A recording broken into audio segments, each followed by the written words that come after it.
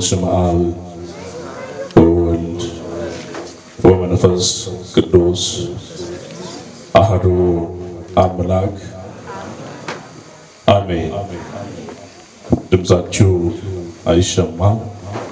መጋባ ከኒልማ አፉረ ቁልቁሉ ዋቀቶኮ አሜን።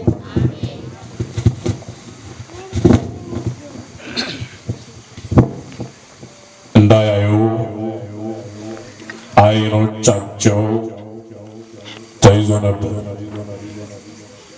ገናናው አምላካችን ከዘመናት በፊት በላይ በአርያም የነበረ ለመንግስቱ ፍጻሜ የሌለው ታላቁ ጌታ ደግሞም እንዲህ ባለው ክብር ንጹሕ የሆነ አምልኮ እሱ የሚገለጥበት መንፈሳዊው ሐሌት ሰንጥቀው የሕይወትን ውሃ ያጠጣን እግዚአብሔር አባቶቻችን ትላንትና በምድረ በዳ መናን በልተው የሞቱት የሕይወት እንጀራ ሳይሆን በአዲስ ኪዳን መገለጥ በማርያም እቅፍ ያገኘን ሰማያዊው በረከት ያጎናጸፈን ቸሩ አምላካችን ቅዱስ እግዚአብሔር ስሙ ለዘላለም የተመሰገነ ይሁን። ጌታና ቅዱስ አባት ሆይ አባት ብለን በልጅነት መንፈስ በልጅነት ድምፅ ወደ አንተ እንጮኻለን። አንተም ደግሞ ከባርነትና ከኃጢአት ከበደልና ከርኩሰት አጽድተህ ለራስህ ወደምትፈልገው ወደ አዲሲቷ ከተማ አግብተህ በሕይወት ቃል ያኖርከን የሰማይ አምላክ ቅዱስ እግዚአብሔር ሆይ ስምህ ለዘላለም በትውልድ ሁሉ አንደበት የተመሰገነ ይሁን። እስኪ ክብር ይብጡ ለእግዚአብሔር።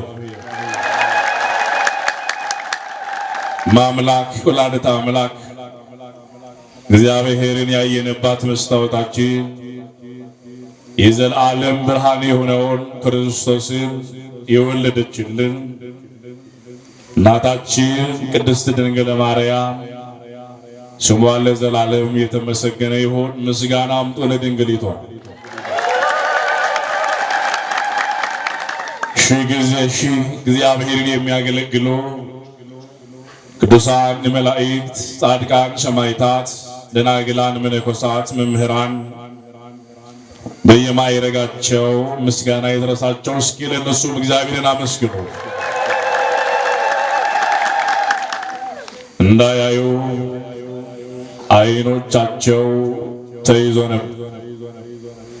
ከመንጋው መካከል ለእረኝነት ሥራ የተመረጣችሁ ለሕዝብና ለአሕዛብ ሁሉ ጽድቅ የሆነውን ወንጌል የምትሰብኩ ክቡር አባታችን መምህራችን መምህር እሳ ሥላሴ እንደውም ደግሞ ክቡር አባታችን መምህር ያሬድ እንደ ቅዱስ ያሬድ በዝማሬ እግዚአብሔርን የምታገለግሉ ዘማሪያት እንደ ቅዱስ ዳዊት በገና እየደረደራችሁ የእግዚአብሔርን ድምፅ በዚህ በመንፈሳዊ በዜማ ዕቃ እግዚአብሔርን የምታገለግሉ ደግሞ በዚህ ምሽት የእግዚአብሔርን መልእክት ለመስማት በኃጢአትና በርኩሰት ከተወሰደችው ከተማ ተለይታችሁ የሕይወት ቃል ወደሚፈስበት ተራራ የታደማችሁ አባቶቼ፣ እናቶቼ፣ ሕፃናትም ጭምር በልዑል እግዚአብሔር ፍጹም የሰላምታ ቃል እንደምን አመሻችሁ። አከም ገልገሌስ ተኒ አከም የሆነ ጌሰን ሁንዱማ ደበርሴ ጃሮተ ለኮፍኔ በሮተ ስለኮፍኔ ዱከነ ኬሳ ገረ ይፋት ከኑባስ ሚዋቀ እስራኤልን ገለቴፈዳ ገለኒ ፈቁባን መካ ኢሳት ያተው። እንግዲህ እግዚአብሔር በዚህ ምሽት ለኛ ምን አይነት መልእክት ወደ ጆሮአችን ልልክ ፈልገዋል? እግዚአብሔር ደግሞ እግዚአብሔር ቀን በቀን ለልጆቹ አዲስ የሆነውን መልእክት ያለ መልእክተኛ ሁሉ ጊዜ ወደ ልባችን እየላከ የሚያጽናናን መንፈስ ቅዱስ ዛሬ ደግሞ ለእኔና ለእናንተ መለኮታዊ ሐሳቡን እንዴት ባለው መንገድ ነው ለኛ የሚገልጠው እግዚአብሔር ቃሉን እየሰማን ሁሉ ጊዜ በቤቱ እንድንኖር መንፈስ ቅዱስ ይርዳል። ይህንን የሰማይን ጉባኤ እንዲባርክ ትላንትና የነቢያትን ጉባኤ የባረከ መንፈስ ቅዱስ በሁላችን ተገኝቶ የምስጢር ባለቤት የሆነ እግዚአብሔር ምስጢሩን እንዲገልጥልን በጎ ፈቃዱ ይሁንልን። እንደምን አመሻችሁ አላችሁ። ለወንጌል ለሕይወት ቃል ለዝማሬ ተዘጋጅታችሁ ነው የመጣችሁ። ልትማሩ ልታገለግሉ ቃሉን ልትሰሙ። ስለዚህ እኔንም እናንተንም መንፈስ ቅዱስ እንዲያስተምረን በጎ ፈቃዱ ይሁንልን። እስኪ ሁላችሁም ድምጻችሁን ልስማ። እንዳያዩ በሉ እስኪ እንዳያዩ አይኖቻቸው ተይዞ ነበር። አካሂን አርግሌፍ እጅ ኢሳኒ ሀጉገሜ ቱሬ። ይህንን ቃል የምናገኘው በሉቃስ ወንጌል በ24ኛው ምዕራፍ ከቁጥር 16 ላይ ተመዝግቦ የምናገኘው የእግዚአብሔር ቃል። ይህንን ቃል የመዘገበልን ሐኪም ይሆን ካህን ይሆን የእግዚአብሔር ልዑክ የሆነ ሐዋርያው ቅዱስ ሉቃስ። ይሁን እንጂ የዚህ ቃል መሰረታዊ ዓላማ እግዚአብሔርን እናውቃለን፣ ደግሞ ምስጢራዊ ሐሳቡን ተረድተናል። ደግሞም እግዚአብሔር ተገልጦ በሥጋ ማርያም ባደረገው ነገር ሁሉ ባናምንም እንኳን እግዚአብሔር እንዳለ አናምንም ለሚሉት ለከሃዲዎች ዛሬም የእውነት ምስጢር በልባቸው ላይ እያለ ሰማያትን የዘረጋውን እግዚአብሔር ምድርን በውሃ ላይ ያጸናው እግዚአብሔር ሁሉንም ውቅያኖስን የሰፈረውን እግዚአብሔር በጨለማ ላይ በብርሃን የሚረማመደውን እግዚአብሔር አያዩ እያዩ የመሰላቸው አይኖቻቸው ለተከደነባቸው ለውስጣዊ አይምሯቸው ለውስጣዊ አይናቸው ለታወረባቸው ወገኖች ዛሬም እግዚአብሔር ልባቸውን እንዲከፍትላቸው ይህንን ቃል ስለመናገር ነው። መንፈስ ቅዱስ ከሁላችን ጋር ይሁን።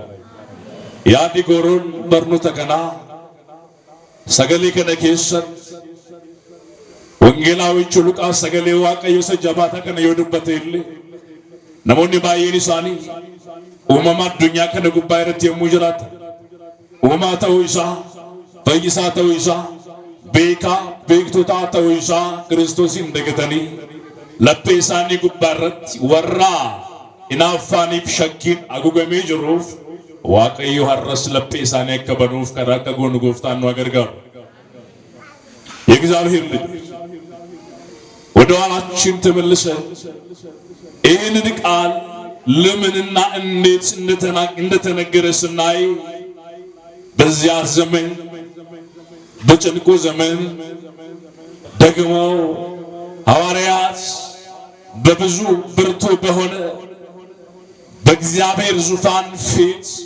በልባቸው ተንበርክከው ስለተገለጠው መሲህ ሕያው ስለሆነው ክርስቶስ ቅቡ ስለሆነው ንጉሥ ስለ ኢየሱስ ክርስቶስ ከሞት ስለመነሳት ይጸልዩ ነበር።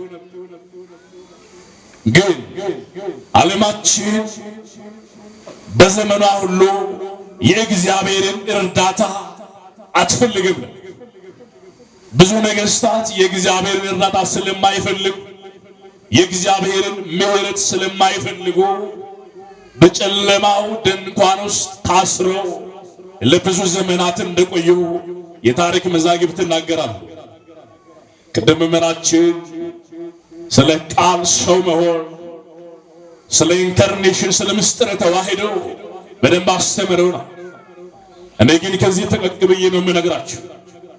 ምክንያቱም ዛሬ መጽሐፍ ቅዱሳችንን ገልጠን እንዳናይ ውስጣዊ አይናችንን ያሳወረው የሰይጣን መንፈስ ሆሊ ባይብል ዴቪል ስፕሪት የሚለውን ከልባችን እየፋቀ በእውነተኛ ማንነት በክርስቶስ ዙፋን ፊት እንድንቆም ዛሬ ውስጣዊ አይናችን እንዲበራ ያስፈልጋል። እግዚአብሔር ያም ሆነ የሕይወትን ጽዋ ይዞ ወደ ምድር የመጣው የሕይወትን ለሕይወታችንም ሕይወት የሆነው ሰማያዊውን ህብስት ሰማያዊውን ጽዋ ይዞ ወደ ምድር የተገለጠው ኢየሱስ ክርስቶስ በመጣ ጊዜ አይኖቻቸው በቅናት የታወሩ ካህናት አይሁን፣ አይኖቻቸው በምቀኝነት የታወሩ ሲዘምር ደስ የማይላቸው ሲሰበክ ደስ የማይላቸው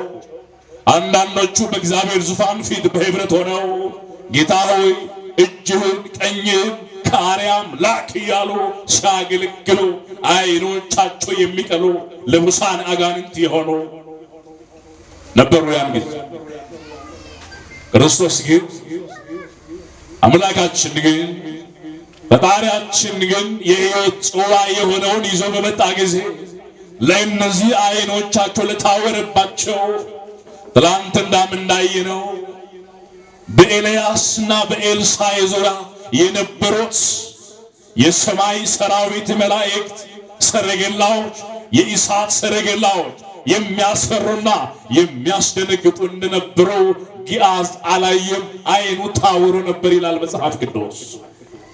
ሁለተኛ ነገሥት ምዕራፍ 6 ቁጥር 16 የለም ታወረዋል።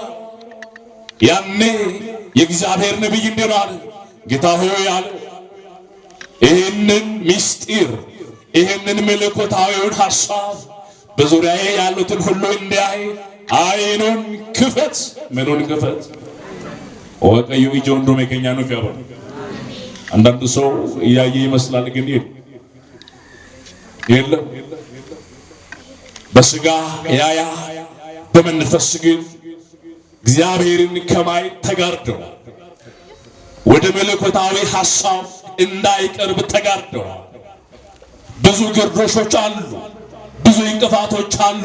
ለዚህ ነው ትንቢተ ኢሳይያስ በምዕራፍ 6 ቁጥር 1 ጀምረን ስንመለከት እንዲህ ነው የሚለው፣ እነዚያ የገባቸው አይኖቻቸው የተገለጠላቸው ቅዱሳን ቅዱስ ቅዱስ ቅዱስ እያሉ በሰማይ በዙፋኑ ያለውን በኪሩቤል ጀርባ ላይ የተቀመጠውን እግዚአብሔርን ያመሰግኑታል። ውስጣዊ አይኖቻቸው ስለበራላቸው። ደግሞ ኦዚያን የሚባል ሰው ኢሳይያስ የእግዚአብሔርን ዙፋን እንዳያይ አይኑ ተጋርዶ ስለነበረ በእግዚአብሔርና በኢሳይያስ መካከል ግርዶሽ ሆነ፣ የመቃብር ድንጋይ ሆነ። ኦዚያ አሬም የጉባኤ እንቅፋት የሚሆኑ ብዙ ኦዚያኖች አሉ። የአገልጋዮች እንቅፋት የሆኑ ብዙ ኦዚያኖች አሉ። እግዚአብሔርን እናታመልኩት ወደ ቅድስናው አደባባይ ቅዱስ እያላችሁ በጽዮን ተራራ ስሙን እንዳታመሰግኑ ዛሬም ብዙ ኦዚያኖች አሉ። እግዚአብሔር ልጅ እግዚአብሔር ይችልበታል። እውነት አሰት ኧረ መልሱልኝ። እግዚአብሔር ይችላል አይችልም? እስኪ ይችላል በሉ። ይችላል እግዚአብሔር፣ ሁሉም ይቻለዋል። ሐሳቡን የሚከለክል ማንም ስለሌለ ያኔ በእግዚአብሔርና በኢሳይያስ መካከል የነበረውን ኦዚያን ተቀጣ፣ ተመታ፣ በሞት ወደ መቃብር ወረደ። በረሰነ ኬሰት በኢሳይያስ ኬሰት አከ ኢሳይያስ ራጅቹ ዋቀየው ሞቱማ ዋቀየ ነገር ፉልፈናን ኢሳይያስ ያዲ ኢሳይያስ ጋሩማን ኢሳይያስ ተጃጅሊ ኢሳይያስ ገረ ዋቀየው ተከንደምኔፍ ነምቹ ኦዚያን እንጀደሙ ዋቀየው ኢሳይያስ ግዶት ደጋ ዋልቻተ አረስ ጋይለ ኬሰን ግዶት ደጋ ዋልቻ ወሪታን ባየቱ ጅሩ ከማስታረቅ ይልቅ ፍንጥር ለመጠጣት ባልና ሚስት የሚያስታርቁ የትዳር እንቅፋቶች አሉ። ዛሬ በምትሰሩበት ቢሮ ውስጥ በእናንተ ባለቆቻችሁ መካከል እባብ የሆኑ ለዋታን የሆኑ ብዙዎች አሉ። እንዲህ አይነት ፍጥረታት እግዚአብሔር ውስጣዊ አይኖቻቸውን ካላበራላቸው በፍጹም ወደ እግዚአብሔር መምጣት አይችሉም። አንዳንድ ጊዜ ወጣቱ ይመጣል ቤተ ክርስቲያን፣ ዘማሪዎች እግዚአብሔር በጸጋ የጎበኛቸው ምን ብለው ይዘምራሉ? ነይ ነይ እምዬ ማርያም ነይ ነይ ቤዛዊት አለ ብሎ ይዘምራል። እመቤቴ ማርያም እመቤቴ ሆይ እያሉ እዚህ ይዘምራል። ወጣቱም አይኑ ተከፍቶለት እዚህ ይዘምራል። ከግቢ ከወጣ በኋላ ደግሞ አልባዝ ምን ዕዳ ነው ትዳር መከራ ነው ማለት ይጀምራል። አይኖቻችን በእግዚአብሔር ዙፋን ፊት በቆምን ጊዜ ይበራል። የምናየው ቅድስና ስፍራ ነው። የምንሸተው መዓዛችን ዝማሬ ነው።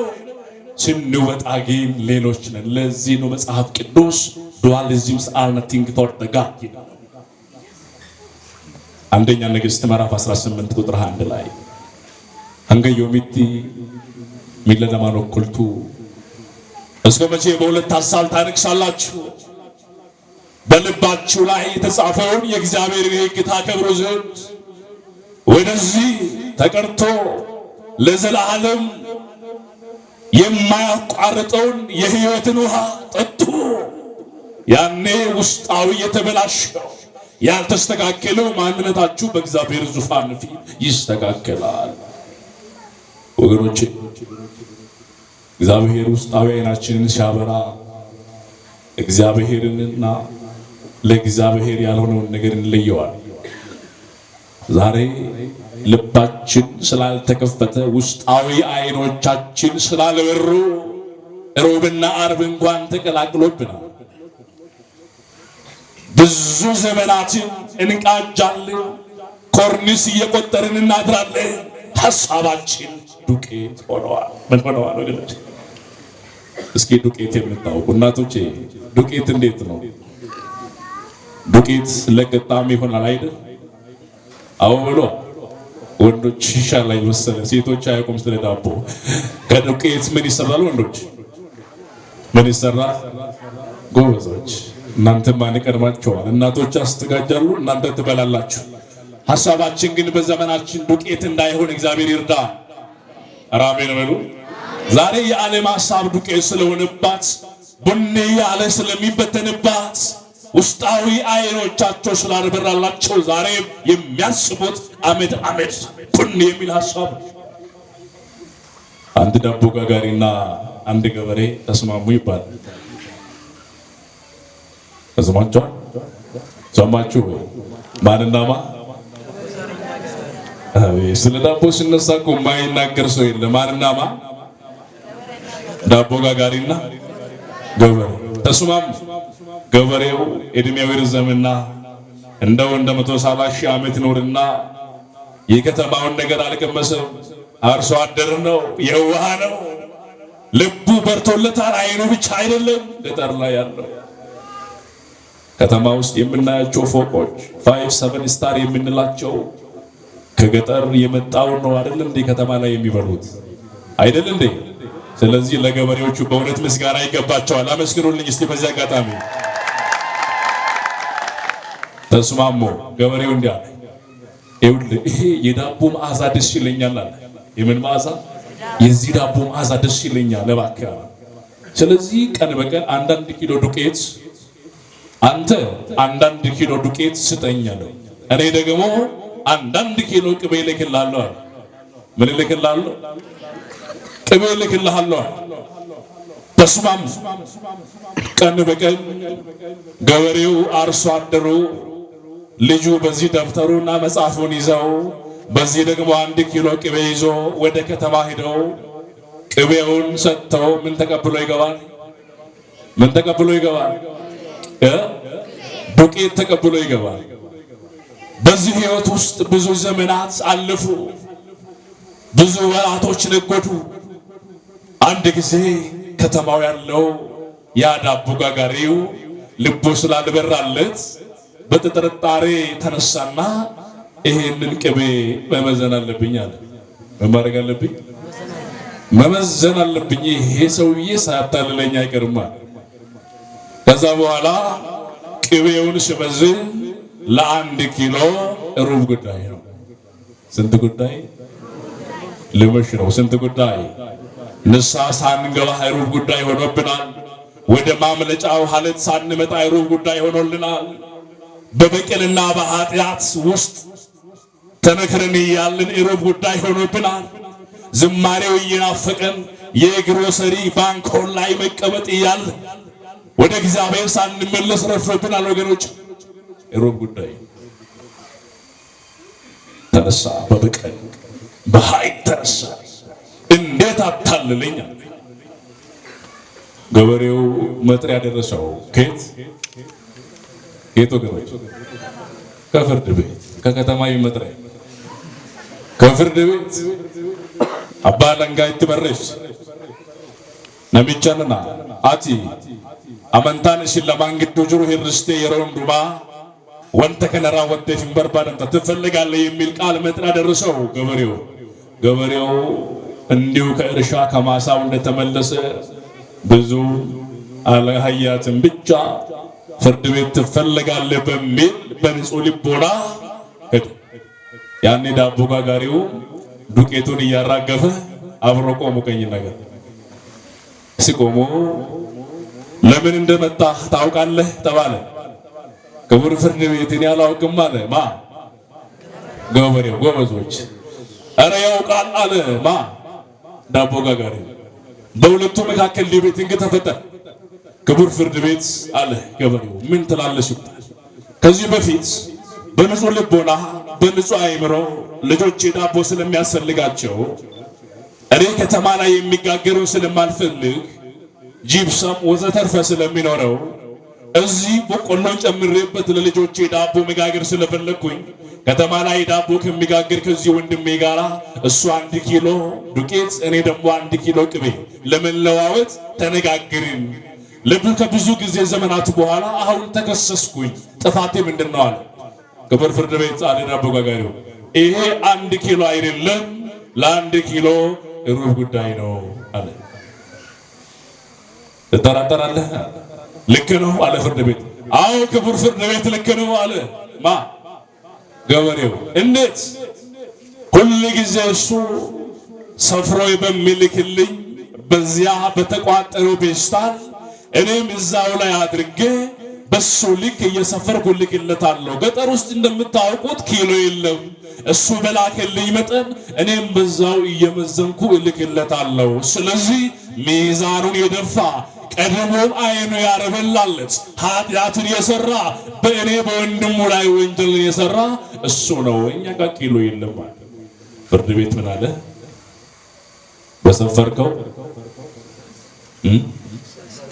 ይሰፈራል። አንተ ሰፈረ በላክለት መስፈሪያ እሱም እየሰፈረ ይልክልህ ነበር። ስለዚህ አንተ ወደ ጥልቁ ወደ ጨለማ ትወርዳለህ። አይን ያልበራልህም። ዛሬም በክደት ዓለም ውስጥ ነህ። ዛሬም ሐቀኝነት በአንተ ልብ ላይ የለም። አንተ ንጹህ ገበሬ ሆይ ግባ አለ ወደ ቤቱ። ከመላ አምላካችን ይሁን እንደ በነፃ የሚሸኝ በበራ አይምሮ ውስጣችን የሚሰራ እግዚአብሔር። ስለዚህ ዛሬም ሐሳባችን ዱቄት ከሆነ ሁለመናችን እንደዛ ከሆነ አይናችን አልበራልንም ማለት ነው። ትዝ ይላችኋል በዮሐንስ ወንጌል ምዕራፍ 8 ላይ አመጽን የሚፈልጉ በክርስቶስ ላይ ያመጹ የነበሩ የክርስቶስን ጌትነት ትላንትና ይሄ ማን ነው ብለው አምላክነቱን የካዱ ብዙ ሰዎች ነበሩ። ክርስቶስ ግን በዚያ አደባባይ ላይ ሆኖ ሳለ አንዲትን ሴት እያዳፋት አመጣት። በጨለማ ገዢዎች፣ በጨለማ ውስጥ የሚኖሩ በዘመዶቻቸው ማልቀስ ዳቦ የሚበሉ በእናንተ እንባ ቤቱን የሚሰሩ በእናንተ ላብ መክበር የሚፈልጉ አሉ። ዛሬ እግዚአብሔር ለእነዚህ ሰዎች ውስጣዊ አይናቸውን ጌታ ያብራላቸው። እዚህ በኋላ ችን ሴት በመጽሐፈ ትርጓሜ አባቶቻችን በትርጓሜ ወንጌል ዩስኪና ትባላለች። ዩስኪና የምትባል ሴት በጥፊ የመቷት አይኖቻቸው ታውሮ ስለነበረ ትናንትናም ክርስቶስን አሳልፈው ሰጥተዋልና ዛሬም ከሱ ምክንያት ስለፈለጉ ትሰማለህ አሉት ክርስቶስ። እቺ ሴት ስታመነዝር አየናት፣ ተመለከትናት። እና አባታችን አሉ እንደምናችን እና አባታችን እንደ ሙሴ ሕግ ስታመነዝር የተገኘች ሴት በድንጋይ ተወግራ ትሞት ተብሎ ተጽፏል። አንተ ግን ስለቺ ሴት ምን ትላለህ አሉት። ወገኖች እናንተ በዚህ በታላቁ በእግዚአብሔር ጉባኤ ፊት ከወንድሞቻችሁ ጋር ይሄን የሕይወትን ህብስት በልታችኋል። ይሄን የወንጌልን ማዕድ ቆርሳችኋል። ከእናንተ መካከል አንዱ ለፍርድ ቢቆም እናንተ ክርስቲያኖች ምን ትላላችሁ ብትባሉ ምን ይሆን መልሳችሁ? አዎ ይወገር፣ አዎ ትወገር ትሉ ይሆናል። አይኑ የበራለት የወንድሙን በደል ለመሸፈን ክርስቶስ የገባው የክርስቶስ መስቀልና ዓላማ የገባው ሰው ግን የወንድሙን በደል ወደ ራሱ ይወስዳል። ለዚህ ነው መጽሐፈ ዕዝራ ሱቱኤል ምዕራፍ 1 ቁጥር 30 ላይ እንዲህ ነው የሚለው። እስኪ እቺን ቃል ተናገሩ። ለራስህ በሉ እስኪ። ኧረ በማርያም ለራስህ የምትፈልገውን ለወንድምህ አድርግ። ወንተው ፊጌቲ በርባዱ ኦቦሌሰ ኬቲፍ ታሲሲ ገለኒ ስላሴ ፈታው። የምንፈልገውን ነገር ደግሞ ወደ ቅድስና አደባባይ የሚቀርበት ቅድስናን እኛ ማሳለፈን መስጠት ያስፈልጋል። እኛ ብንሆን እንደዛ ነበር የምንለው። ያኔ ክርስቶስ ተመለከታቸው፣ አያቸው። ለካ እነዚህ ሰዎች ምክንያት ፈላጊዎች ናቸው። በብዙ ሰዎች ደም መፍሰስ መኪና መንዳት የለመዱ በብዙ ሰዎች እንባ ሆዳቸውን ሞልቶ የሚያድሩ ሰዎች ናቸው። ክርስቶስ ግን እንደ እግዚአብሔር ያለ መምህር የለም ተብሎ እንደተመዘገበ እሱ ግን ልብንና ኩላሊትን ስለሚመረምር አለበለዚያማ ማን ይቆማል በእግዚአብሔር ዙፋን ፊት? ማንም አይቆምም። ልብስ ነው የሸፈነን እኮ ወገኖች። አከረበት ወፈተ ከነን ዶክሴ ከፈነን ዶክሴ ይሄ ልብስ ባይሸፍነን ኖሮ አስተውሉ፣ የእግዚአብሔር ምሕረት ከሚሸፍነው ነገሮች በላይ የእግዚአብሔር ምሕረት የእግዚአብሔር አይኖቹ ምሕረት የምሕረት አይኖቹ ከሚለብሳቸው መጎናጸፊያ በላይ ነው። ለአምላካችን ክብርና ምስጋና ይሁን። ሸፍኖናል፣ አሻግሮናል። ስለሷ ምን ትላለህ አሉት። ስለዚህ ሴት አንተ ምን ትላለህ? አስጨንቅም ወገኖች፣ ያስጨንቃል እኮ በወንድም ላይ ድንጋይ እየወረወሩ መግደል ያስጨንቃል እኮ። በእህት ላይ ጦር ጎራዴ እየመዘዙ አንገትን መቁረጥ ያሳዝናል እኮ ወገኖቼ። ዛሬ ዓለም በማይታይ ጎራዴ የወንድሟ አንገት ቀን በቀን ትቆርጣለች። ቀን በቀን ወንድም በሌለበት የወንድምን ስም ማፍሰስ፣ ወንድም ደሙን ማፍሰስ መቁረጥ ነው፣ እንደ መግደል ይቆጠራል። አንተ ክርስቶስ ግን አባታችን ሙሴ በሕጉ መሰረት በኦሪት ሕግ እንዲህ ብለዋል፣ አንተስ ምን ትላለህ አሉት። አቤት የኛ ጌታ፣ አቤት የጥበብ ባለቤት፣ አቤት አቤት እንደሱ ያለ ማንም የለም። ለዛ ነው ከአማልክት መካከል የሚመስል ማን ነው የለም ተብሎ እንደተመዘገበ። እንዲህ አላቸው፣ ከእናንተ ውስጥ ልቡ የበራለት ለእህቱና ለወንድሙ መኖርን በመንፈሳዊ ጥበብ የለመደ እድገቱ ወደ ክርስቶስ ዙፋን የሆነለት ጥበቡ ወደ ክርስቶስ ማደግ የሆነለት ማስተዋል ደግሞ በእግዚአብሔር ሕግ መኖር የበዛለት ከእናንተ መካከል ንጹሕ የሆነ ነውር የሌለበት ነው። ምኑ ካህናት ሲቀድሱ እንዴ ነው ምኑ ጌታችን አምላካችን መድኃኒታችን ኢየሱስ ክርስቶስ እንዳሳዘነ ይወቅ ይረዳ። ስለ በረከት ፋንታ መርገም፣ ስለ ኃጢአት ስርየት ፋንታ ገሃነመ እሳትን ይቀበላል እንደሚል ሁሉ ከእናንተ መካከል ንጹሕ የሆነ ነውር የሌለበት ሰው አቤት እስኪ ንጹሕ የሆነ ሰው እጁን ያንሳ። በእውነት በክርስቶስ ላይ ያላጉረመረመ ጮማ እየቆረጠ ያላጉረመረመ በወርቅ ዙፋን ላይ የተቀመጠ ያላጉረመረመ እግዚአብሔር አስችሎት ከብዙ ጠላቶች መካከል ያላስመልጠዋል የለም እኮ። እስቲ ከእናንተ መካከል እኔ ስለዚህ ምስክር ነኝ። በእውነት የዛሬ 1 ዓመት ክርስቶስ ከጠላት እጅ አስመልጦኛል። አመስግኑልኝ። ከሞት መሃል ከጨለማ መሃል ገለናል ብሎ ሲሄዱ ክርስቶስ ነው አትሞት፣ ባንተ ውስጥ ያለ ሕይወት የሚሞት አይደለም አለ። ሕያው ነው አለ። ክብር ለስሙ ይሁን። የዘላለም የሚኖር ሕያው እስትንፋስ። ያኔ ከእናንተ መካከል ንጹሕ የሆነ ሰው ድንጋዩ ይሄው ያንሳና ይውገራት ብለው ዝቅ ብሎ ይሄንን ቃል ጻፈ።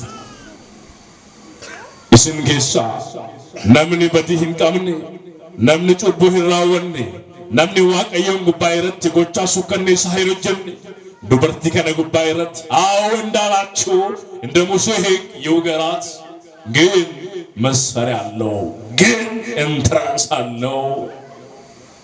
ይሄንን ባህል ማን ይሻገራል? ይቻላል እኮ ጠጅ ቤት ሆኖ ብዙ ነገር ማውራት፣ ስለ አፍሪካ ካርታ ማፕ እዛው ኢማጂን ማድረግ ይቻላል። ቀላል ነው ሲጠጣ። የሆነ ሰው በእርሳስ እዚህ ጋር ስለው ይሄ እንዲህ ቢሆን ከዛም በኋላ እንዲህ ይሆናል እያሉ እንደ ቼልሲና ማንቸስተር ጎል ማስገባት ይቻላል። ባይብሮ እኮ ይቻላል፣ ግን እውነት አይደለም። ይሄ ይልበለው እሱ ይሄንን ቃል ጽፈው አይሁዳውያን በቸነከሩት እጆቹ ዝቅ ብለው ስለኔና ስለ እናንተ በቆሰለው መዳፎቹ የደም ላብ ያላበ ያ በጭንጋር በቀራንዮ አደባባይ በከፈለው ዋጋ ለእኛ ለአዳም ልጆች በዘረጋው እጆቹ ለቺ አንዲት ምስኪን ሴት ለዩስቂና ለምትባል ሴት ዝቅ ብሎ ጻፈ። አቤት እግዚአብሔር! ዝቅ ስትል ይዘ የምትነሳ ነገር አለ። ዝቅ ስትይ ኪሎሽ ጨምራል። እግዚአብሔር በዝቅታችን ውስጥ ከፍ እያደረገን ይሄዳል እንጂ እንደ ካሮት ቁልቁል እያደግን መንፈሳዊ ሕይወታችን እንዲበላሽ አይፈልግም። እግዚአብሔር ዝቅ ብሎ የኔ ሕይወትን ቃል ከጻፈ በኋላ ከፍ ሲል እያንዳንዳቸው ኃጢአታቸውን እያስተዋሉ ቀጥ ብሎ ሄዱ ይላል። ክብር ለአምላካችን ይሁን፣ ክብር ለንጉሳችን ይሁን።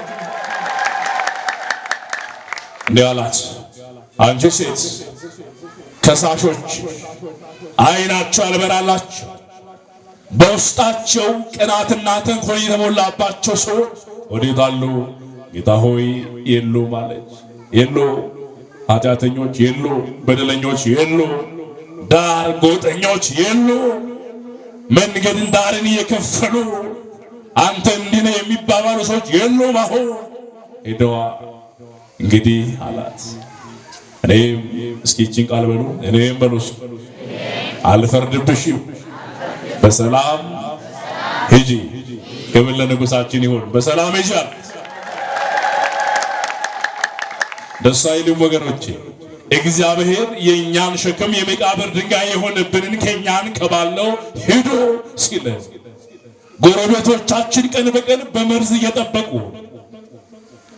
የሞት መቃብራችን እየቆፈሩ ቀን በቀን ከጸጋ ጎርለን ተንሸራተን እንድንኖር እየፈለጉ እግዚአብሔር ማለዳ ማለዳ በአዲስ ቅባት፣ በአዲስ ጸጋ፣ በአዲስ መንፈስ ሲጎበኝ ደስ አይልም ወገኖቼ? እዛ አይልም ወይ?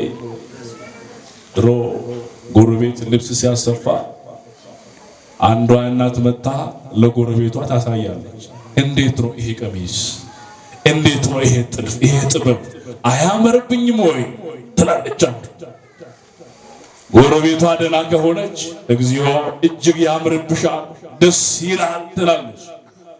ምቀኛ የሆኑ የመዋደድ ሚስጥር በልባቸው ላይ ያልበራላቸው ሰዎች ደግሞ ኧረ በስመ አብ ይሄን ባትገዢ ራሱ ይሻል ነበር። እንምጣ እስኪ ወደ ክርስቶስ እንምጣ፣ የጨለመውን አይናችን ወደሚያበራው ንጉሥ፣ ይሄ የሚያሰራውን ዓለም እንደገና እየሰራ አፕዴት እያደረገ በአይምሯችን ወደሚያስቀምጠው ንጉሥ እንምጣ።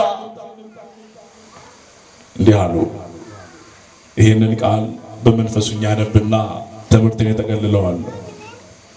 እነሆ ከእነርሱ ሁለቱ በዚያ ቀን ከኢየሩሳሌም 60 ምዕራፍ ያህል ወደ ምርቅ ኤማውስ ወደሚባል መንደር ይሄዱ ነበር። ስለዚህ ስለሆነው ነገር ሁሉ እርስ በርሳቸው ይነጋገሩ ነበር። ሲነጋገሩና ሲመራመሩ ኢየሱስ ራሱ ቀርቦ ከእነርሱ ጋር ይሄድ ነበር።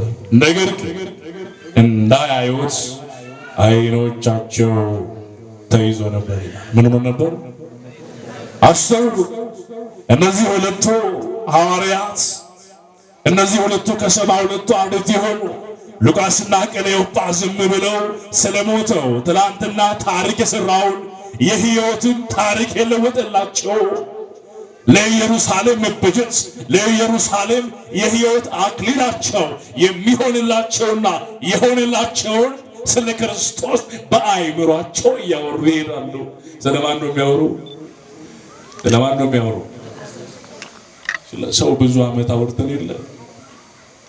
ስለ ሰው ብዙ ዓመት አውርተን፣ እስኪ ዛሬ ስለ እግዚአብሔር እናወራ። ስለማን እናወራ?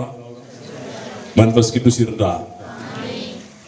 ኢሳን ኩለማን ይቋሲፍ ቀሌዮጳ ሳንጀነ ምንኩን ኢየሩሳሌም ራ ኪሎሜትር ኩለማ ከንፈጋት ገረ መጋላ ኤማውሲት ይመላቱረን ኢሳን ኩለማን ጨልሰኒቱ ዋኤ ጎፍታ ኢሳኒ ዋኤ ኢየሱስ ክርስቶስ ዋኤ ፈይሳ አዱኛ ወሊና ሰው እንፈንፈሜል ቤኩን እኒ ዋኤ ኬኛፍ መዳይኩን ክርስቶስ እንካሙ እንከውላታ አኩመ ወሪ አይዶታ ጀደን ሰረት አዋለም ያፋይላ ተጀረኒቱ ዋኤ ሰዱበት ጆሌ ዋቅዮ ዋኤ ይዱበቱ ዋይ ክርስቶስ ዋይ መስጫ ዋይ ሆልቸው ዋቀዩ ነው። ከዚህ በኋላ ይሄንን ቃል እየተነጋገሩ በሚሄዱበት ጊዜ የናዝሬቱ ኢየሱስ እስኪ ይሄን ቃል ተናገረ።